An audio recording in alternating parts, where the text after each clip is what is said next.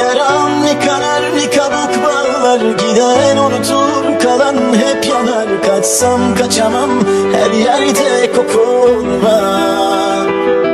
Sensiz uyandım kaçıncı günüm, aynada gördüğün yorgun yüzüm bana hiç tanıdık gelmiyor inan. Ne kadar oldu gideli bilmiyorum geçen zamanı. Zamandan saymadım zaten sensiz geçen her anımı. Hevesim kırık, yüreğim buruk, ne olacaktık bak ne olduk. Canım istemiyor, zoruma gidiyor.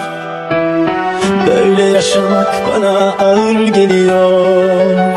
Senden sonra arasam da öncesini, alıştım acı çekerek almaya nefesimi.